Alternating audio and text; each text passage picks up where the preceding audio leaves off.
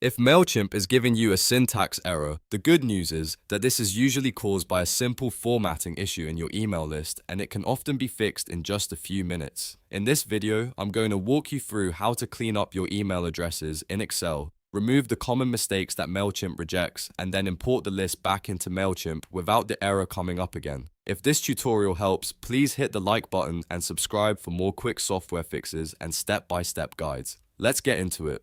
The first thing you want to do is check your email list for common typos. Mailchimp is very strict when it comes to email formatting, and even one small mistake can cause a syntax error. A really common problem is a misspelled domain name. For example, someone may have typed joe@gmail.com instead of gmail.com, or user@yahoo.com instead of yahoo.com. Mailchimp will flag these automatically because those addresses are not valid, so open your spreadsheet in Excel and carefully scan through the email column.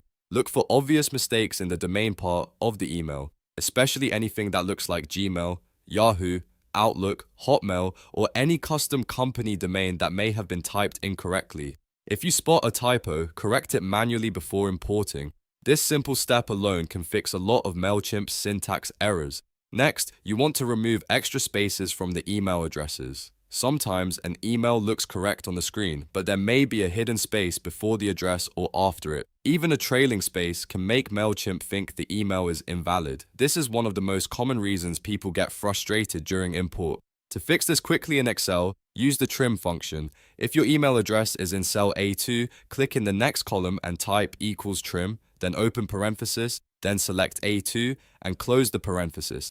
Press enter, and Excel will remove extra spaces from the beginning and end of the text. You can then copy that formula down the entire column to clean the full list. After that, copy the cleaned results and paste them back as values if needed, so your list is ready for upload. This is especially useful if your contact list came from another system, a CSV export, or copied data from a form or website. Those sources often add invisible spacing that is hard to notice but easy for Mailchimp to reject. Cleaning the list in Excel before import is one of the best ways to avoid syntax errors altogether.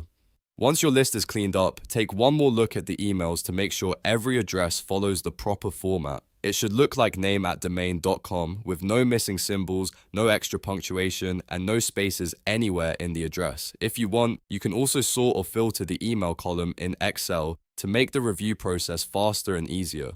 After that, save your file in the correct format, usually CSV if that is what Mailchimp requires for your import. Then go into Mailchimp and start your import process again. Upload the cleaned file, map the fields if needed, and review the preview before finalizing the import. If the email addresses were the issue, you should now be able to import the contacts without the syntax error. If you still run into problems, go back and check for a few more things like blank rows, invalid symbols, duplicated entries, or contacts that were copied with hidden formatting. But in most cases, fixing the email typos and removing extra spaces in Excel will solve the problem.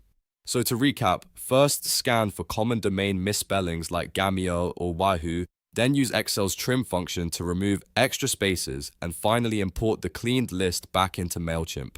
That's the fastest way to fix a Mailchimp syntax error and get your email list uploaded correctly. If this video helped you out, please like the video and subscribe for more quick tutorials just like this. Thanks for watching, and I'll see you in the next one.